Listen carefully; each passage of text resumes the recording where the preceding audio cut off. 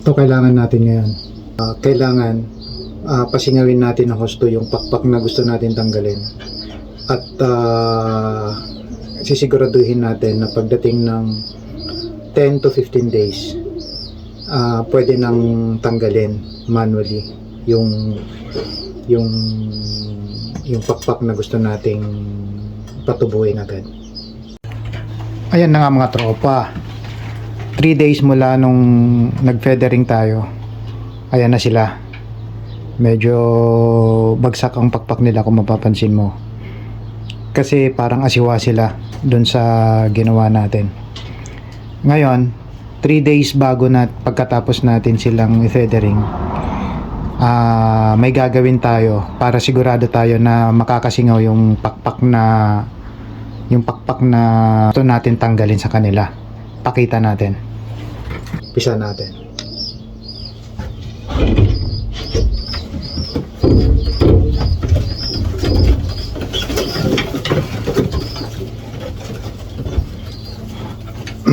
Ayan na. Ayan, 3 days mula nung ginipit natin to. Ayan na status niya ngayon. Naglaglag na naman siya ng isang pakpak, bali pang 4 na. Ayan o. Ayan. So kung 4 na buwan pa ang karera natin, tatamaan talaga tong second at saka third na pakpak niya. Napakasakit yun para sa kanya. At minsan, mas gugustuhin pa ng ibon na magpahinga kaysa lumipad at umuwi sa loob natin. Ito siya. Ngayon, ang gagawin natin, bubutasan natin yung, di ba nagupit na to, yung 1, 2, 3, yung first 3 flights niya. Yung pinaka matigas na part ng pakpak niya, tutusukin natin ng karayom kasi gusto natin talaga siyang makasingaw. Isiguraduhin natin na sisingaw siya. Alright? Ganito.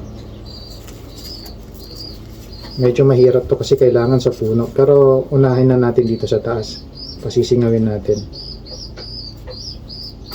Yan. Una.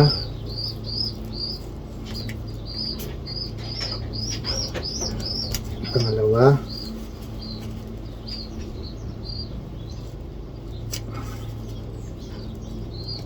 Tatlo. Medyo mahirap kasi mag-isa lang tayo. Dapat may hawak. Yan.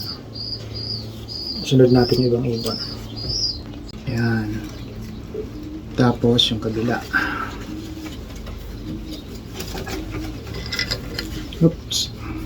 Relax, Pogi. Kagat lang ng langgam to, Pogi.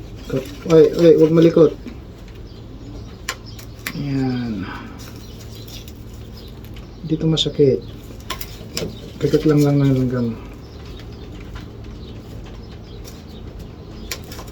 Yan. Alright.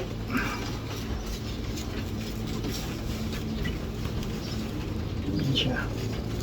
Ito tingin ko babae. Nauna pang nilugon niya yung pakpak niya kumpara dito sa katawan niya. Yun o. Ito yung pinakaunang YB natin. Yan. 4 na buwan na siya. Sayang yung kapatid na ito hindi napisa. Mga tropa, ito ng status ni Puti. Yan, naglaglag na naman siya ng pang-4. Nagkabilis niya magano, ayan o. Yan. Yan. 3 months. So, ang napansin ko sa mga ibon na to, mabilis silang mag-mature. Yan. Ang magiging challenge pala natin dito kasi sa ganitong age, dapat nagre-ranging na to. Ang problema natin, hindi pa yari yung aviary natin. Kaya hindi pa natin sila inaalaw na lumipad. Yan. Ayan ang status ng aviary natin.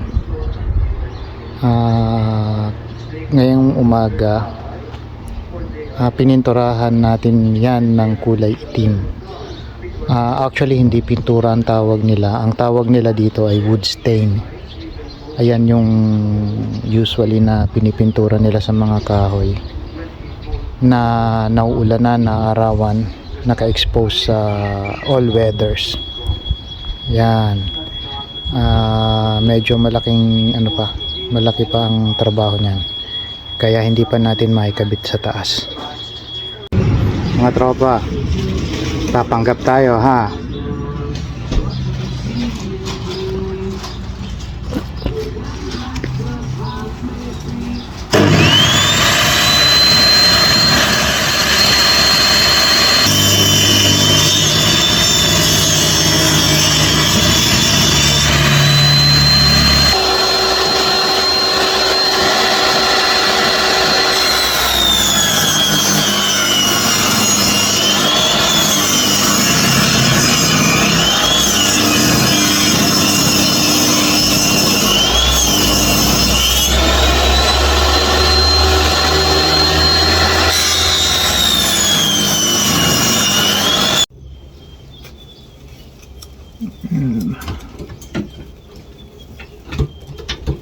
Isa, dalawa, tatlo.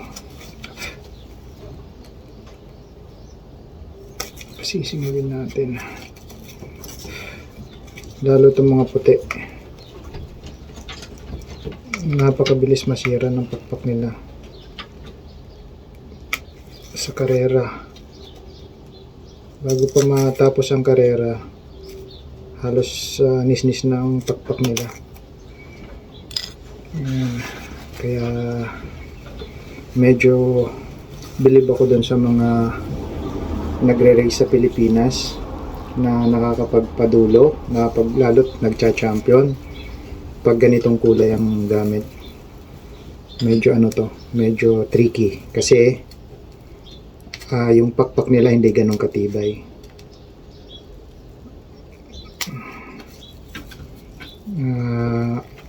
Ang balak ko dati, magpapadaya tayo ng nakuha na natin yung breeder kung sino ang maglalabas ng ganitong kulay.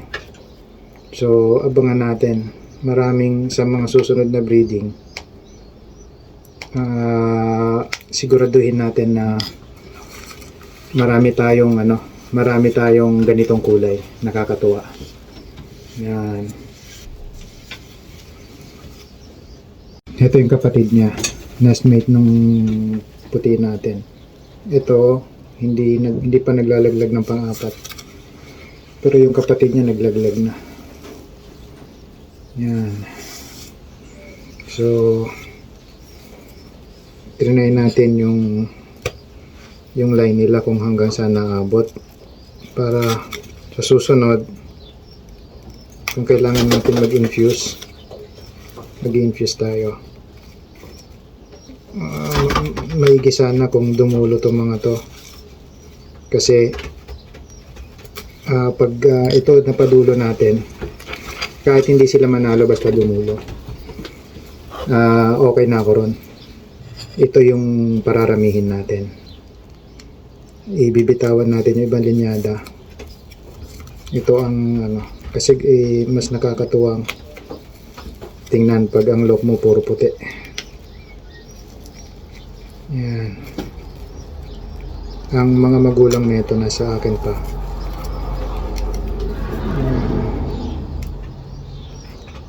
Nakakatuwa kapag palabas tayo ng dalawang puti. Ang napansin ko dito, kahit yung tatay niya nung na-acquire natin, sabi ko dun sa napagbilan, kailangan ko ng puting babae. Binigay niya sa akin yung tatay niya kasi maliit. Sabi nung pinagbilan natin, taga Hamilton, sabi niya, yan babae yan kasi maliit. So dito duda ako, malamang barako to, maliit lang. Ito yung brown natin, yan ang pakpak niya. Ni isang may isang balahibo, wala pa siyang nilulugon sa pakpak niya. Ibig sabihin, late siya magmamatured. So, tinatandaan natin yan, yung mga breeder na nagpo-produce ng kung anong karakteristik ng anak nila. Kasi, para sa susunod na breeding natin, alam natin kung saan tayo gagalaw. Ang karera namin dito, dalawa. March young bird hanggang Wellington, walang tawid dagat. Ang susunod naman ay September, yun yung old bird, yun yung ang dulo niya Invercargill. Kaya dalawang linyadang hawak natin. Nag-invest tayo sa mga middle distance at saka long para sa breeding. Sa karera, dalawang ibon ang gagamitin natin. Isang dumudulo, isang sprinter sa mga middle distance. Yan. Ito tingin ko babae. Tingin nyo mga tropa. Si Brown.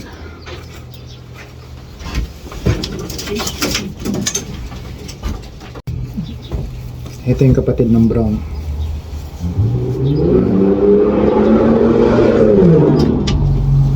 Yung kabilang pakpak niya may puti. Yan. Pareha sila ng Brown. Ala pa rin nilalaglag na feathers. So, pag ganito, napansin ko sa mga magulang niya nung binabasa ko yung papel ng magulang niya.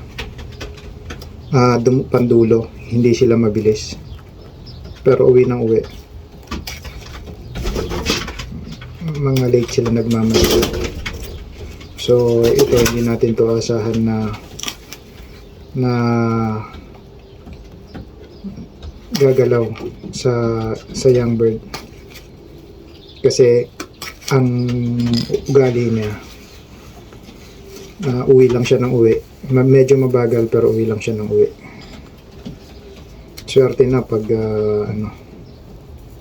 pag pumalo to itong young bird season.